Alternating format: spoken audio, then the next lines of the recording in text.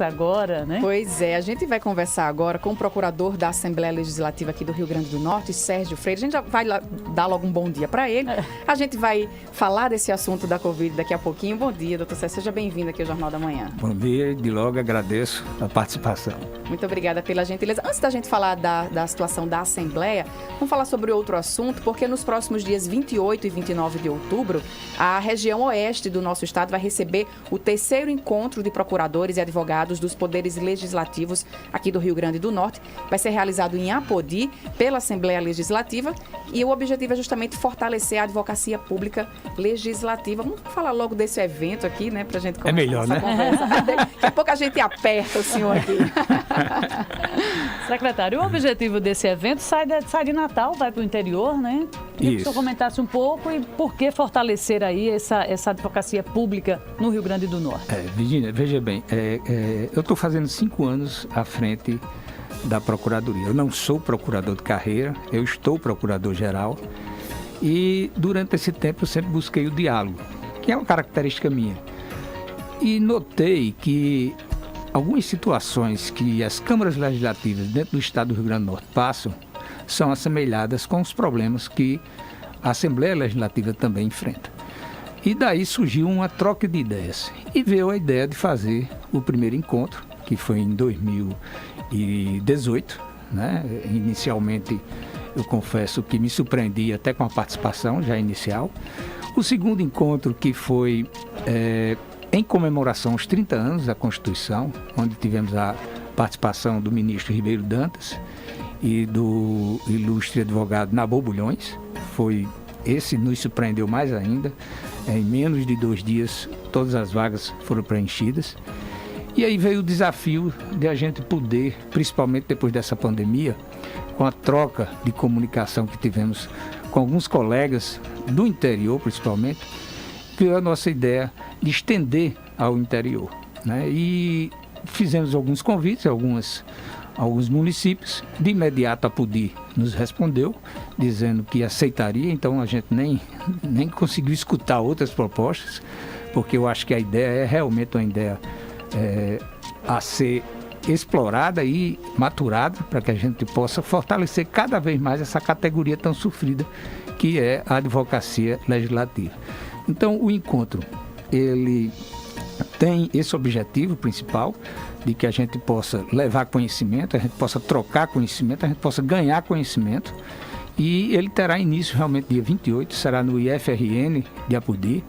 As inscrições já estão sendo feitas pelo link da Escola da Assembleia Legislativa. Qualquer pessoa, é aberta ao público, não é direcionada apenas à advocacia pública em si, mas qualquer pessoa pode participar, tanto que os temas são bem específicos. Eu não sei se você teve oportunidade, nós temos a Lei de Proteção Geral aos Dados, que é uma lei... assunto que chegou na casa de todos, na casa de todos, envolve tudo, né? Envolve a administração pública, e nós temos uma palestra interessantíssima que recentemente proferimos junto à escola, dada por 2 servidores da Assembleia, pessoas maravilhosas, Lucas Leal e Alberto.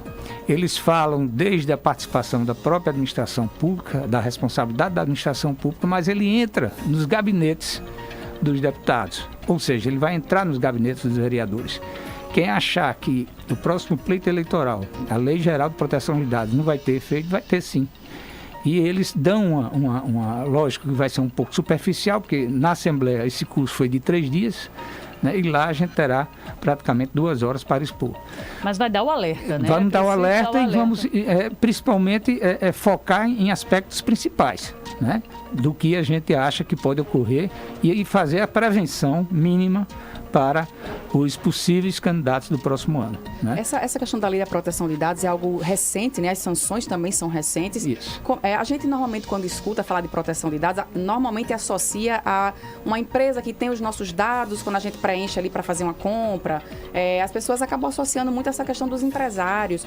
Como é que funciona isso dentro, né, da advocacia legislativa, da advocacia pública? Olha, a nossa função principal é fazer esse alerta exatamente porque como funciona dentro da administração pública, né? Nem da advocacia pública. Mas que né? dados são esses que têm que ser protegidos, que podem ser vazados? Não podem ser vazados os dados, porque a lei ela divide em dados sensíveis e em dados não sensíveis. Né? Os sensíveis são aqueles mais íntimos, né? E os não sensíveis são aqueles mais abertos.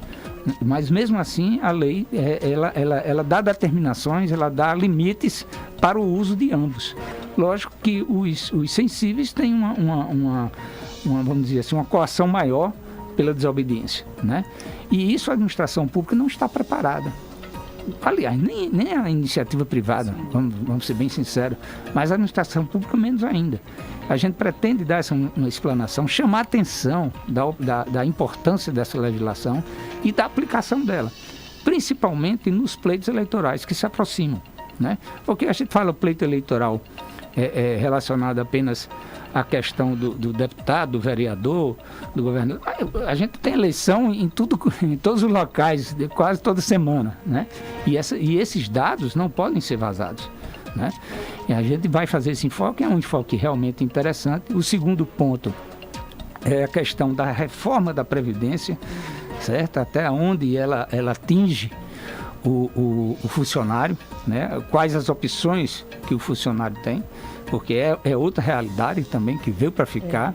E a gente tem... Muitos municípios não têm previdência própria também, não é? Não tem, exatamente. E a gente tem, e também será palestrada por um servidor nosso, Antônio Carneiro Júnior, que é uma sumidade no assunto, e eu tenho certeza que ele irá levar o melhor para o público poder assistir. Então, na quinta-feira será essa programação, a partir das 14 horas. Sim. Você vê que é uma programação bem abrangente, que envolve não só o advogado, mas envolve o público em geral, principalmente o servidor público, que a nossa ideia é essa, né?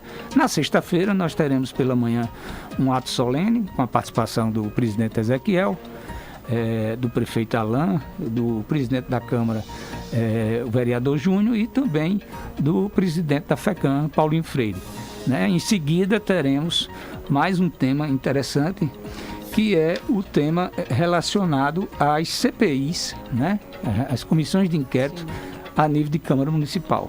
Nós estamos vivenciando, eu sei que daqui a pouco eu vou ser massacrado aqui, nós estamos vivenciando 2 CPIs dentro da Assembleia e estamos também vivenciando uma CPI a nível nacional, né? E a gente viu essa necessidade de levar conhecimentos, de transmitir conhecimentos, para que, se futuramente, a gente espera que não, porque uma CPI é uma coisa muito desgastante em todo poder, mas se ela ocorrer, a gente possa dar uns informes necessários. Será palestrada pelo professor Renato Guerra, que também é nosso funcionário lá, certo? E, lógico, a gente encerra com uma espécie de fórum dos participantes, para que a gente possa dar uma geral nos problemas que assolam o Legislativo Potiguar. Porque o problema que às vezes a PUDI tem, a Assembleia tem.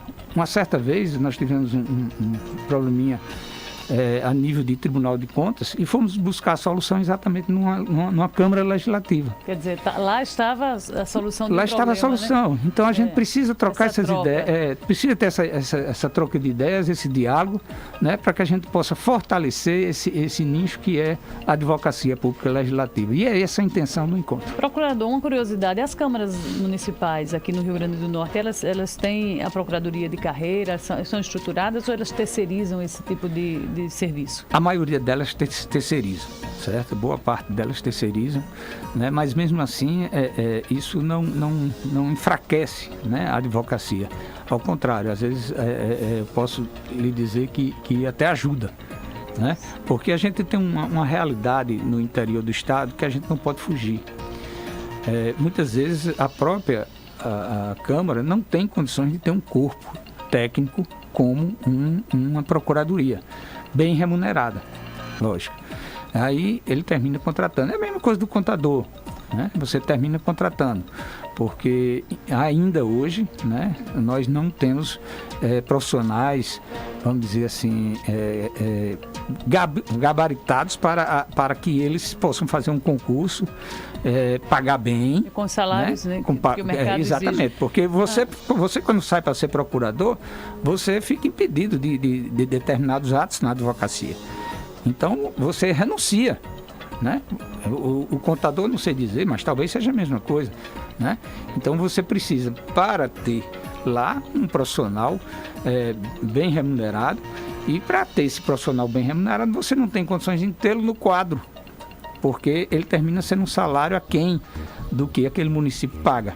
Aí ele faz a opção pela licitação ou pela dispensa para fazer a contratação de um bom profissional. A gente vai entrar agora no assunto das CPIs. O senhor acabou de falar que a Assembleia no momento tem 2 CPIs, né? A CPI da Covid e a CPI da Arena das Dunas. A gente também acompanha uma CPI nacional. E a gente está falando aqui sobre o papel dos procuradores também nesse, né, processo aí de orientação dos parlamentares. Nesse momento que a gente vive agora, doutor Sérgio, onde a gente tem mais exposição, a questão do tempo real, todo mundo está acompanhando pela internet. O senhor avalia que esse papel mudou?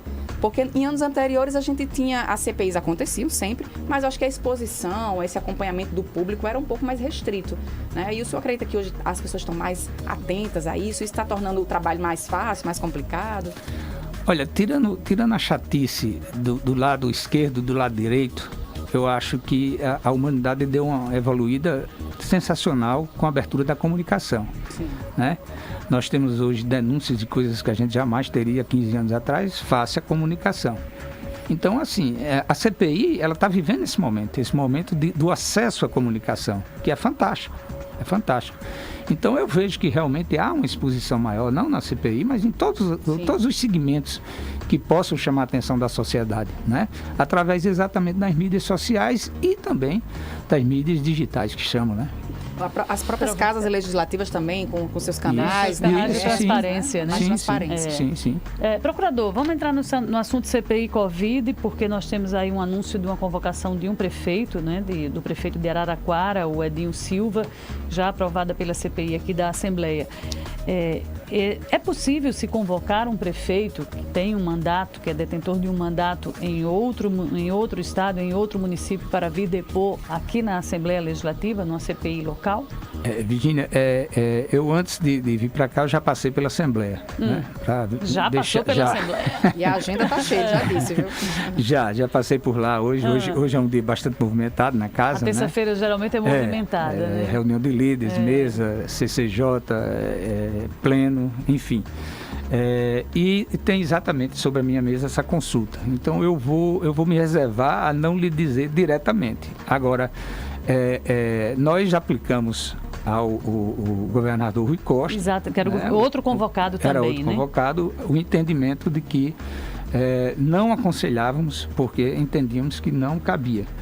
E agora, recentemente, a semana passada, o procurador do estado da Bahia, também a gente emprestou esse mesmo entendimento, né? A gente entende que, no caso do Rui, ele é governador de outro estado e não pode haver essa interferência. Rui é a mesma coisa, o procurador, né? Que você pode fazer até uma aproximação a um secretário, né? Porque tem algumas prerrogativas, vamos dizer assim, parecidas. Um secretário de Estado, né? E a gente também foi pelo entendimento de que a CPI, na nossa visão, não pode. Agora, a CPI é independente. Agora me diga uma coisa, é independente. A nossa consulta, né? É por isso que a Procuradoria ela não participa direto da CPI. Ela apenas participa nos bastidores, né? Ela dá o suporte de regimental. Ela dá o suporte regimental. Tanto que a própria CPI, ela tem a liberdade de fazer contratações fora para haver o auxílio. Ela pode pedir aos órgãos, como ela pode fazer a contratação. Por quê? Porque, por ser a Procuradoria um órgão consulente, como a gente chama, né, consultivo, como a gente chama, então a Procuradoria ela não pode participar diretamente da CPI. Eu vou voltar a insistir na questão da convocação dessas pessoas que não são do Rio Grande do Norte, porque você fez uma comparação que o procurador da Bahia, ele se assemelha a um secretário de Estado. Na hora em que a CPI houve secretários locais, não teria aí uma semelhança pela condição que eles exercem, tanto na Bahia quanto no Rio Grande do Norte? Não. A Constituição, ela defende que realmente a CPI ela pode existir dentro do nosso Estado. Dentro do nosso Estado. Né? Agora, imagine a bagunça que seria, né, uma CPI aqui convocar um secretário do Acre. Eu quero também ouvir um secretário de Roraima. Né, nesse aspecto que o parecer foi dado. Exatamente. Né? Tornaria mas a fundamentação é toda em cima da Constituição, tá? Eu estou apenas fazendo esse comparativo para um melhor entendimento. Mas a própria Constituição diz que a competência da CPI estadual é do Estado.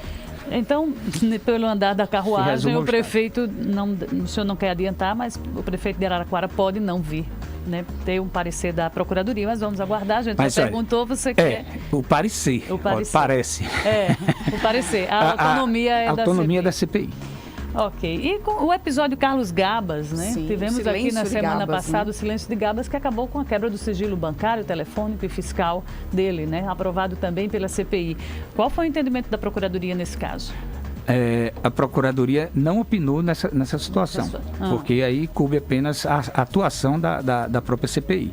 Né? Não houve nenhuma consulta, não houve nenhuma provocação para que a Procuradoria venha a participar. É o que eu digo, a Procuradoria ela só entra realmente nas dúvidas, né, procedimentais. Fora isso, o resto é a CPI quem resolve.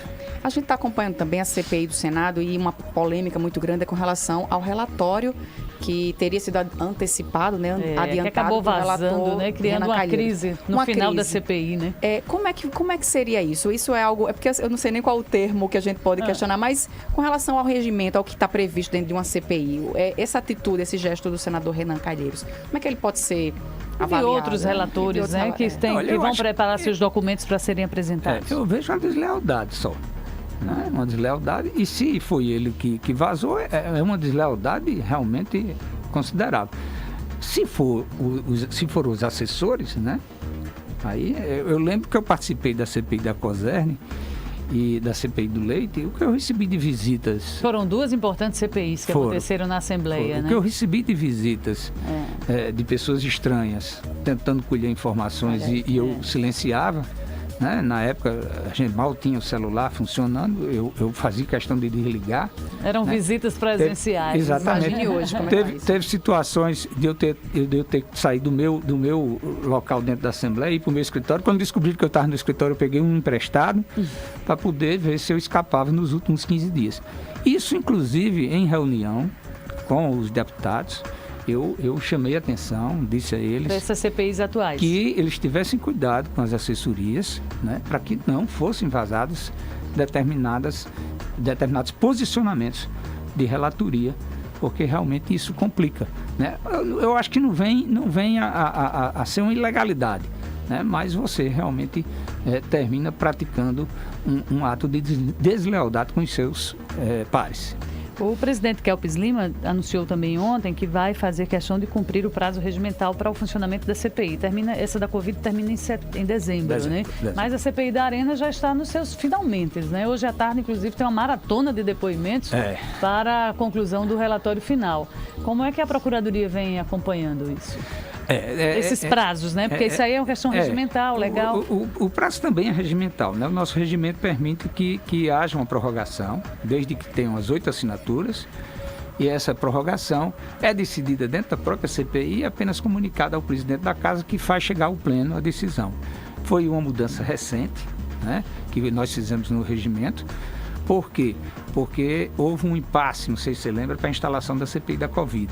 E a gente notou que havia uma sobrecarga em cima do presidente, tirando um pouco a autonomia dos deputados. Então, conversamos com o presidente concordou que esse posicionamento fosse um posicionamento de assinaturas, né, de 8 deputados, ou seja, se fosse um posicionamento do mínimo que a Assembleia poderia ter, que é 1/3, né, para que ela pudesse atuar. né, com normalidade. Então, as 8 assinaturas, leva-se para a CPI, pede-se a renovação, pode ser até a metade do prazo de sua instalação. Se eu não me engano, a da Arena é 90 dias, então ela pode ir até 45. Mas isso é um trabalho feito pelos membros da CPI, né, juntamente com deputados, e, em seguida, apenas comunicado à presidência para que a presidência faça chegar ao pleno, né, o conhecimento da prorrogação.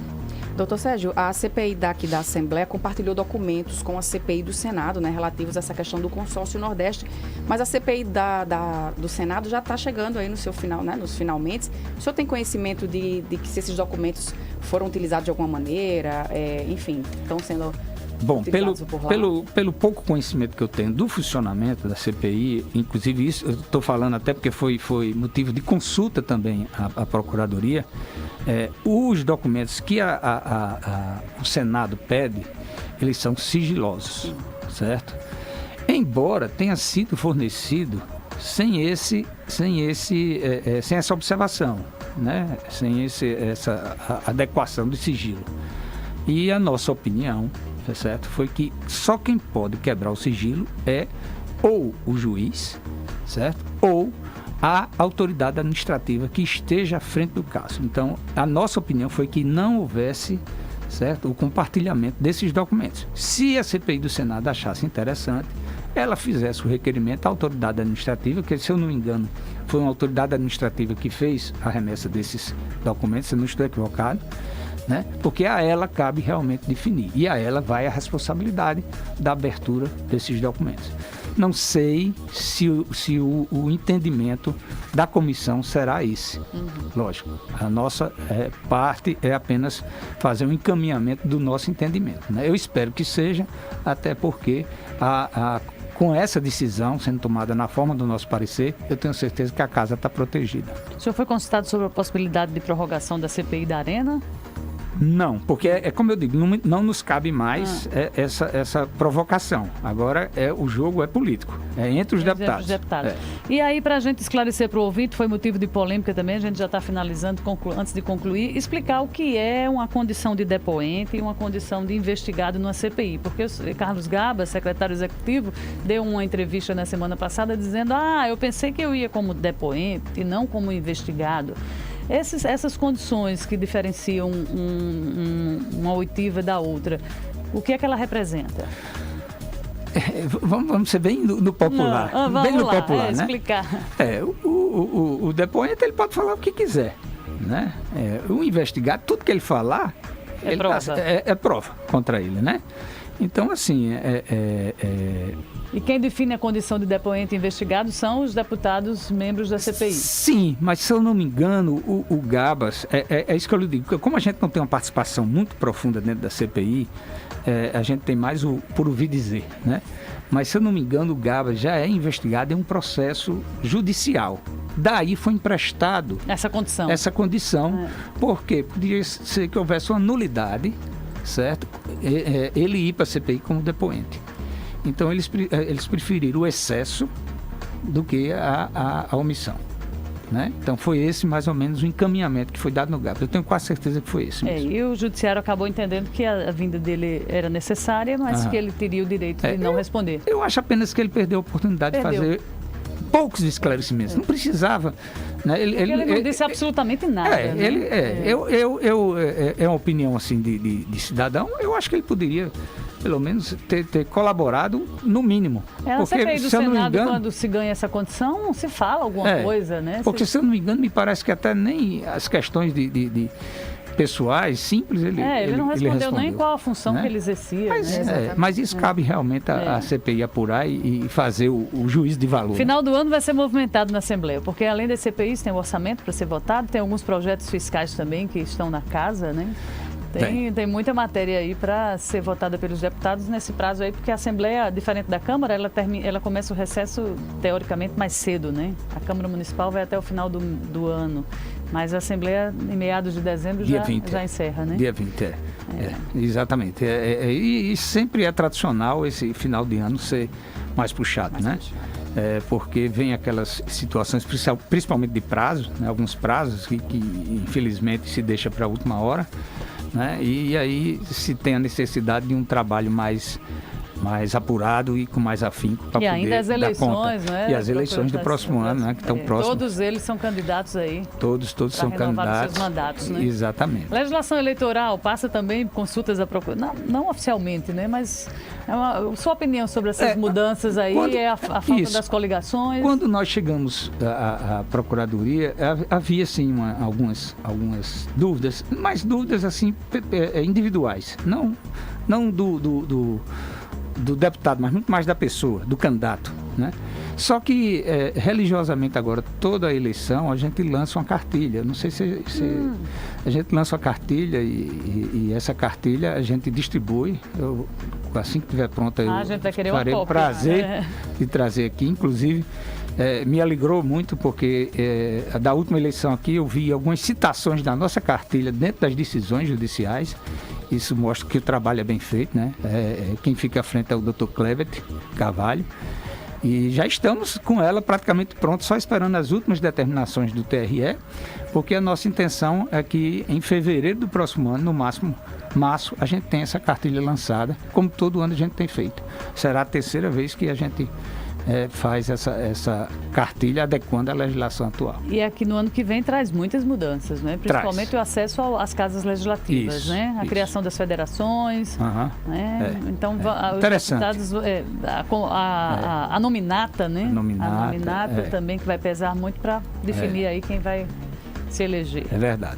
Muito trabalho pela frente. A gente conversou aqui com o procurador da Assembleia Legislativa, Sérgio Freire. Doutor Sérgio, muito obrigada pela gentileza. Hoje o dia está cheio. A gente agradece, né, por tirar um tempinho para vir aqui conversar com a gente. A gente se encontra numa próxima oportunidade. Um bom dia. Muito obrigado. Bom dia a todos. Agora são 8h34. Repita. 8h34.